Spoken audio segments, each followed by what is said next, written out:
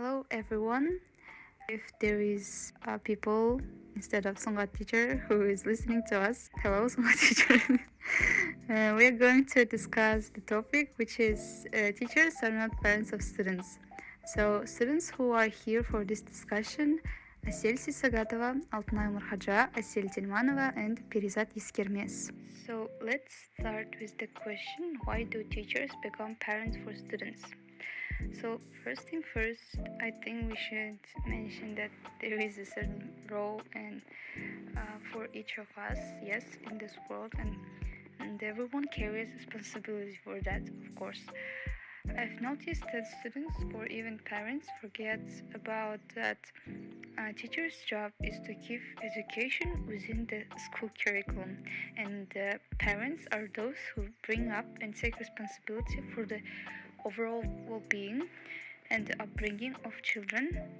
And that is even funny that some parents blame teachers uh, that they have bad-tempered children.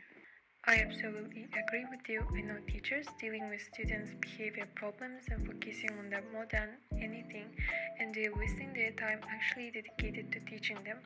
Teachers should not be required to raise children, especially when they are primary or secondary school pupils. As a future teacher, I'm being taught lessons that help students develop their life skills, helping them become better people. But that should be in addition to the values taught at home, not the only values and ethics they ever hear. Therefore, the students require parents who are not just their friends but also provide discipline and guidance on proper conduct in school. I agree with you. As my mother said, teachers teach students with respect, but parents teach them with love. We often hear about the school as our second home and teachers as our second mother. However, does it mean that students really treat their teachers as a parent, or they just respect them as their parents? I remember a Kazakh movie. My name is Koja. You definitely have watched it. His teacher treats him with respect as she has to, and his grandmother treats him with kindness and sincere love while explaining something. Here, we can showcase that none of them didn't cross boundaries of their obligations. Also, as Estelle mentioned about teachers teach them with respect and parents teach them with love. And I would like to add about the boundaries between teacher and students.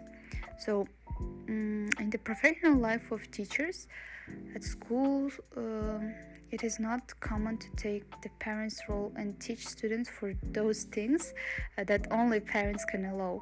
For example, there might be some things that student doesn't want to discuss with teacher, yes, and that is okay, but existence of kind of teachers that curious to know about it and the breaks into boundaries, cross boundaries of students' personal life, and as you notice that educator trying to take a role of a parent, even it is not concerned them.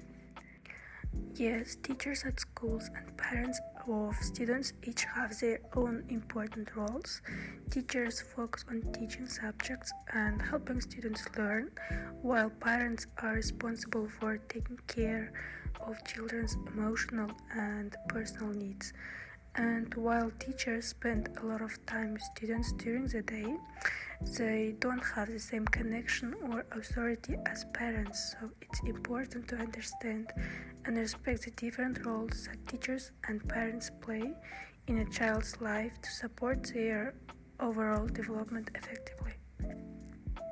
I think parents should not complain when teachers are struggling to deliver lessons and students fall behind in learning if teachers are spending all of their time parenting and dealing with behavior problems. With this statement, I'm trying to explain parents why their engagement in their children's overall upbringing and also their behavior in school is important for both them and teachers. However, from the students' perspectives, this situation may occur due to the fact that the child does not have someone to rely on or does not receive support from anyone.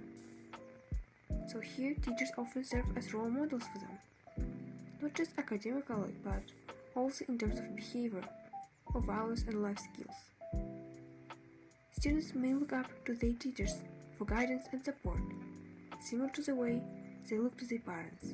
I want to add about lack of attention and communication between parents and child, as it causes problems that may arise as cross boundaries of a teacher at school, because children need support and help from someone to rely on, and when they find it from teachers, it may cause problems between parent and the student, as they might start to not understand each other, and there is situations in this kind of situations. I think that parents and educators need to work,